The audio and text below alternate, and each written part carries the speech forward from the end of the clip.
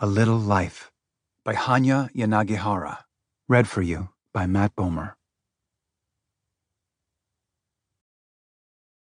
To Jared Holt, in friendship, with love. Part 1.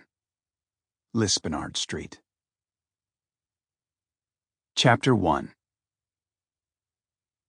The 11th apartment had only one closet, but it did have a sliding glass door that opened onto a small balcony, from which he could see a man sitting across the way, outdoors in only a t-shirt and shorts, even though it was October, smoking.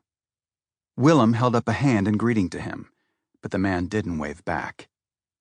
In the bedroom, Jude was accordioning the closet door, opening and shutting it, when Willem came in. "There's only one closet," he said. "That's okay," Willem said. "I have nothing to put in it anyway." "Neither do I." They smiled at each other. The agent from the building wandered in after them. "We'll take it," Jude told her. But back at the agent's office, they were told they couldn't rent the apartment after all. "Why not?" Jude asked her. "You don't make enough to cover 6 months' rent, and you don't have anything in savings," said the agent, suddenly terse. She had checked their credit and their bank accounts and had at last realized that there was something amiss about two men in their 20s who were not a couple and yet were trying to rent a one-bedroom apartment on a dull, but still expensive, stretch of 25th Street. "Do you have anyone who can sign on as your guarantor? A boss? Parents?" "Our parents are dead," said Willem, swiftly. The agent sighed. "Then I suggest you lower your expectations.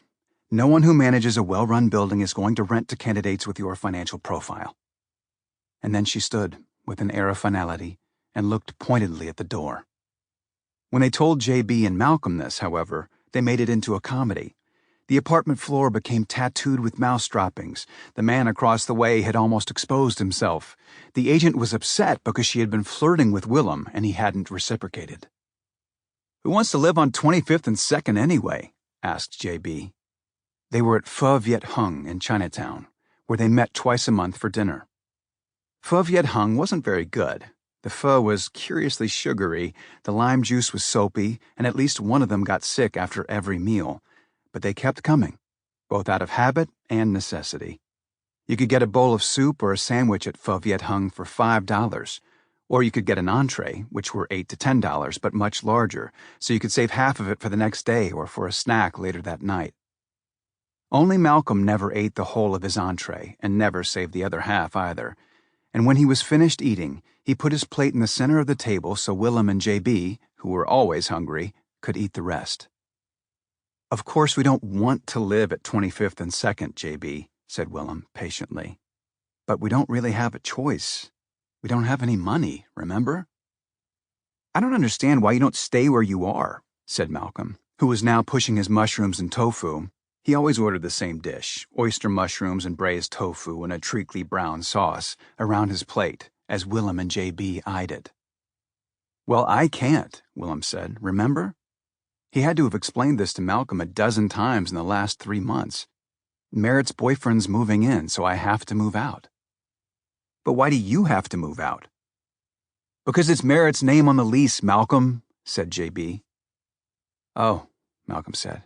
He was quiet. He often forgot what he considered inconsequential details, but he also never seemed to mind when people grew impatient with him for forgetting. "Right." He moved the mushrooms to the center of the table. "But you, Jude—" "I can't stay at your place forever, Malcolm. Your parents are going to kill me at some point." "Well, my parents love you." "That's nice of you to say, but they won't if I don't move out, and soon." Malcolm was the only one of the four of them who lived at home. And as J.B. liked to say, if he had Malcolm's home, he would live at home too. It wasn't as if Malcolm's house was particularly grand. It was, in fact, creaky and ill-kept, and Willem had once gotten a splinter simply by running his hand up its banister. But it was large, a real Upper East Side townhouse. Malcolm's sister, Flora, who was 3 years older than him, had moved out of the basement apartment recently, and Jude had taken her place as a short-term solution. Eventually, Malcolm's parents would want to reclaim the unit to convert it into offices for his mother's literary agency. Sample complete. Ready to continue?